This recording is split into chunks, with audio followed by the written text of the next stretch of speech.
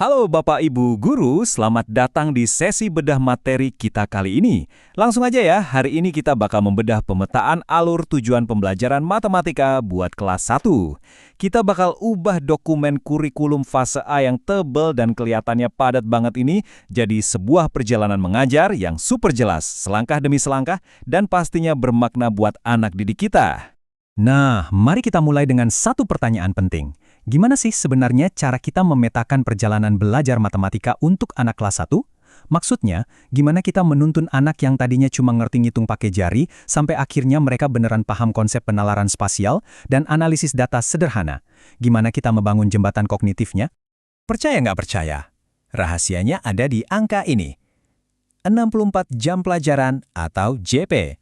Yep, waktu 64 jam inilah yang dialokasikan dan disebar pelan-pelan ke dalam 8 bab yang dirancang dengan sangat cermat untuk setahun ajaran penuh. Kalau diibaratkan bangun rumah, peta kita hari ini punya 6 tahap pengerjaan. Mulai dari bikin fondasi di awal fase A, lalu menyusun dasar bilangan di semester 1, diselingi eksplorasi bangun datar. Terus masuk semester 2, kita perluas bilangannya. Kita terapkan ke pengukuran dan data, sampai akhirnya kita lihat kriteria pencapaiannya di tahap akhir. Oke, yuk kita masuk ke bagian pertama, Fondasi Matematika Fase A, tempat kita mulai membangun jembatan kognitif siswa. Coba perhatikan timeline yang ini. Kelihatan banget kan alur perjalanannya? Kita mulai dari hal-hal yang paling fundamental di bulan Juli saat semester 1 baru mulai. Terus, pelan-pelan kita pandu mereka ngelewatin bab demi bab, sampai akhirnya mereka bisa melakukan penerapan praktis menjelang bulan Juni di akhir semester 2. Lanjut ke bagian kedua. Semester 1 tentang dasar bilangan, di mana kita bakal fokus pada 3 bab pertama. Di fase awal ini, aturannya cuma satu, jaga angkanya tetap kecil, yaitu dari 0 sampai 10 aja. Kenapa? Biar fondasinya kuat. Pola perkembangan kognitifnya tuh selalu begini, anak-anak mulai dengan secara fisik memegang benda konkret dulu buat belajar operasi hitung, termasuk berlatih hitung maju dan mundur. Kalau udah paham, baru deh pelan-pelan geser ke visual, pakai pasangan bilangan. Nah, puncaknya baru kita kenalkan bentuk abstraknya lewat kalimat matematika. Jadi poin yang sangat penting di sini adalah kita wajib banget nambatin logika matematika mereka ke dunia nyata. Menggunakan benda konkret itu ngasih pengalaman sensorik yang nempel banget di otak mereka, jauh sebelum kita minta mereka ngafalin persamaan aritmetika dari tulisan di papan tulis. Masuk ke bagian ketiga, yaitu eksplorasi bangun dasar-dasar, yang jadi poros perubahan seru di bab 4.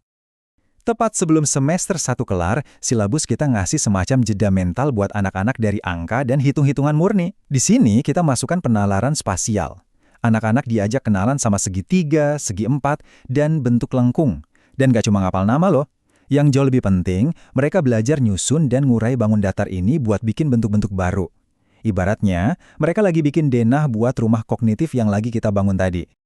Sekarang, kita melompat ke bagian keempat, semester 2, perluasan bilangan, di mana skalanya kita naikkan menuju angka 20.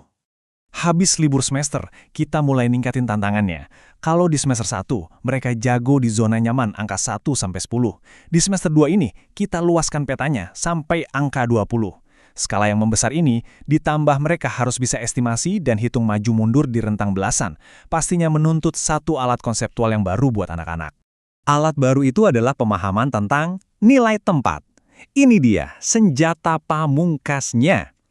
Pas anak-anak ngerti bedanya puluhan dan satuan, mereka punya kekuatan buat ngerjain angka-angka yang lebih besar tanpa harus capek menghitung satu persatu dari awal. Mereka jadi bisa langsung memproses dari angka puluhan. Sampai deh kita di bagian kelima, penerapan pengukuran dan data, di mana logika mulai diaplikasikan langsung di dunia nyata. Coba perhatikan baik-baik urutan di silabus ini. Pola dari konkret menuju abstrak diulang lagi di sini. Siswa diajak terlebih dulu membandingkan dua benda berdampingan secara langsung. Terus, mereka coba mengukur pakai objek tidak baku di sekitar mereka, kayak jengkal tangan, klip, atau koin. Nah, setelah konsepnya matang, barulah kita kasih mereka penggaris buat mengukur pakai satuan baku sentimeter. Bab 8 kemudian jadi penutup materi setahun ini dengan ngasih pengenalan analisis data. Wah, anak kelas 1 belajar data? Tenang, konsepnya simpel banget kok. Siswa cuma diminta mengelompokkan berbagai objek berdasarkan satu kriteria spesifik aja, misalnya warnanya, jenisnya, atau bentuknya. Dari situ, mereka belajar merangkum hasilnya ke dalam diagram gambar atau piktogram sederhana buat menjawab pertanyaan. Cukup maksimal 4 kategori aja biar mereka nggak pusing. Terakhir, bagian ke-6. Kriteria ketercapaian tujuan pembelajaran.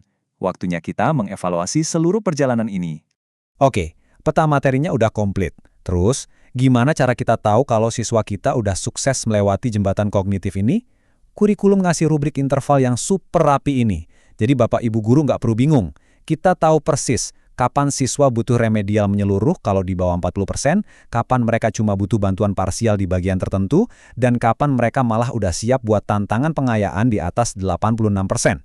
Pada akhirnya, yang benar-benar harus kita bawa pulang dari bedah kurikulum ini adalah tujuan kita mengajar matematika itu bukan sekedar mencetak anak yang jago ngafal hitungan. Tujuan utamanya adalah ngebangun intuisi bilangan atau number sense yang bakal terus melekat di benak siswa dan jadi fondasi logika mereka seumur hidup. Jadi, setelah melihat alur seru ini, strategi benda konkret apa nih yang mau Bapak Ibu Guru cobain pertama kali di kelas besok?